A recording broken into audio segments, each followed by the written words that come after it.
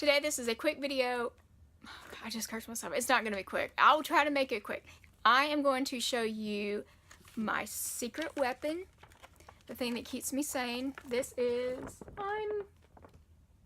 it's my map of France. It's laminated. I'm never going to get it back, but here. See? France. Map of France, France. I got it several months ago, and it was going to be one of those cutesy little things where I was going to go look and see where my ancestors were from. And back in my innocent as a babe days, I assumed that they were only from La Rochelle, and I was going to stick one single pin in La Rochelle. And then as it went along, I realized that apparently my ancestors got kicked out of every decent establishment in France, and by the time I got through, I realized it's going to be easier to stick a pin in places where my ancestors haven't been kicked out of in France. So, you know, thank God it's laminated. And once I decided to write the story of Charlotte and then became determined to stick in Renaissance France, this has been an excellent guide because I've been able to find out where places are.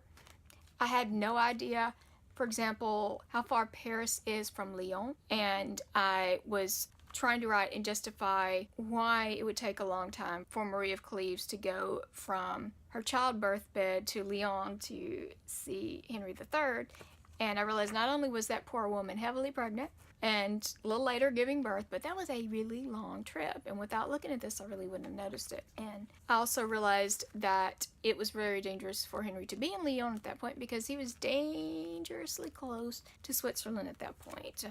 In Geneva, where the Protestants were. It's also been a lot of help because a lot of times, for example, Catherine of Cleves was the Countess of and I know I pronounced that incorrectly, but I knew it was in Normandy. Had I not known exactly where it was, I wouldn't have realized that later in Marie's story, you have Guise territory, Prince of Condé, Guise territory. So right in the middle you have a Protestants, and both sides you have Guise, and just how dangerous that could be. So you really were able to understand that. And this map has been a lifesaver, and I'm so glad that it's laminated because, as you can see, I'm beating the living daylights out of it, and I use it, and it's somehow, by some miracle, it folds back. And thank you, Barnes & Noble, for stocking this because I couldn't do without it. But if you ask me what my secret weapon is, it's my map of France. Shut up. I love it. Okay, I have reached the 3-minute barrier, and I'm going to shut up now. This is Laura. If you have not gotten a copy of Safe in My Arms, by all means, just scroll on up to the top and enter your email address, and I'll send it right to you. And also, while you're there, make sure you follow me on social media, and you can get copies of my work on Amazon. Thanks a lot, and I will see you guys next time.